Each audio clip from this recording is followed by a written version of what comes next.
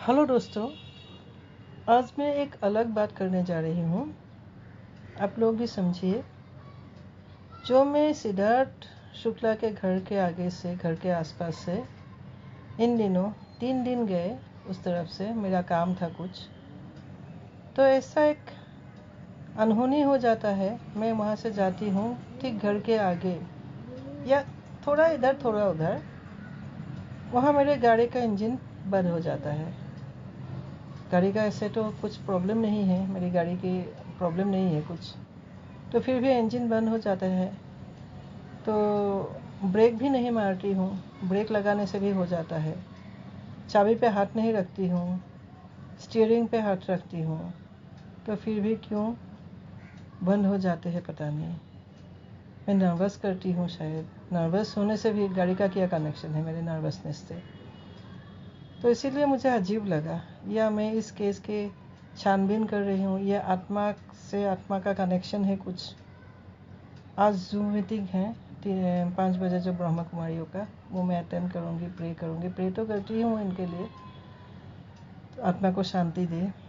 तो अभी मैं चारापुना चैनल देख रही थी, वहाँ पे चारापुना जी ने बोला उनके सिद्धार्थ के दोस्त कोई माँ से बातचीत हुई थी, तो माँ बोल रही थी उस दिन 10:30 बजे ऐसे घर में आया था, लेकिन खाना नहीं खाया था, शायद बाहर से खा के आया था।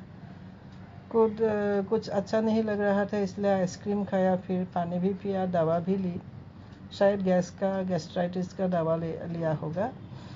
तो उसके बाद सो गए और शहनाज को बोल रहे थे कमर को प्रेस करने के लिए, पेन हो रहा था।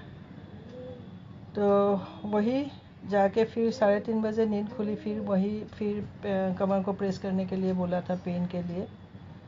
तो प्रेस किया बहुत देर। शहनाज को भी आंख लग गई शायद, तो उसके गोदी में ही उन्होंने दम तोड़ा। तो यही बात है, बहुत दुख की बात है ये। फिर मैं अभी देखिए, ये बैक पेन या लोअर एब्डोमेन पेन किस किस कारण से हो सकता है। बैक पेन हुआ था, कमर के निचला हिस्सा प्रेस करने को बोला था, तो फूड पॉइजनिंग से हो सकता है। वही मैंने जो सिम्टम्स है फूड पॉइजनिंग का, ये मैंने स्टडी कर रही थी। फीवर आना, नोजिया फील करना, वॉमिटिंग होना, ये तो कॉमन है, आम बात है। डायरिया होना। तो यहाँ एक पॉइंट मुझे मिला, पेन भी हो सकता है, लेकिन मसल जो इन्फ्लेमेशन होता है, इसके लिए एक हिस्टामाइन बोल के केमिकल निकलता है जो ब्लड वेसल्स में जाते हैं, वाइट ब्लड कॉर्पस्कल्स, ये सब गति करते हैं वहाँ से, तो ब्लड वेसल फूल जाता है, तो वाइडन हो जाता है, वाइडन हो जाता है, इसीलिए उसको जो फूल जाता है, ये इन्फ्लेमेशन हो जाता है वहाँ, तो पेन करता है। अभी निचले हिस्से में होता है, कहाँ होता है ये सब नहीं हुआ है। बैक पेन हो भी सकता है। तो फूड पॉइजन का तो बहुत सारे फूड पॉइजन कभी भी अनडिटेक्टेड होके नहीं रहता है, क्योंकि बहुत इजी है डिटेक्ट करना। अभी पोस्टमार्टम में ये नहीं निकला क्या फूड पॉइजन हुआ था, क्या हुआ था, ये तो अनडिटेक्टेड नहीं रह सकता है। फिर मैंने और एक जगह पढ़ी, ये जो इन्फ्लेमेशन होता है, हमारे जो इम्यून सिस्टम है, जो फाइट करते हैं बाहर का बैक्टीरिया हो, वायरस हो, जो भी फूड में आता है, उसके कारण ही ये पेन होता है।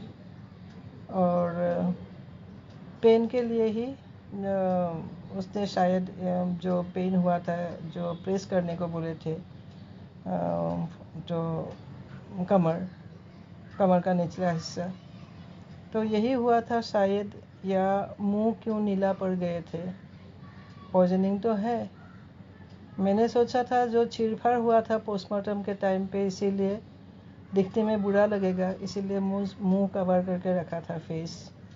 वो शमशान में किसी ने रिक्वेस्ट भी किया, फ़ोटो नहीं खींचेंगे, एक बार देखने को दीजिए, नहीं, लेकिन कवर नहीं खुला है, तो इसीलिए जो कवर करके रखा था, मतलब पॉइज़न का ज़्यादा असर था, नीला पड़ गया होगा।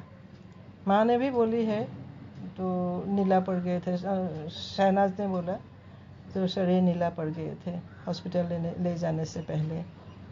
तो वही मैं बोल रही हूँ, क्या हुआ है, ये फूड पॉइजन हुआ है या दूसरा कुछ और पॉइजन हुआ है या कुछ और अंदरूनी चोट या कुछ ऐसे आए थे।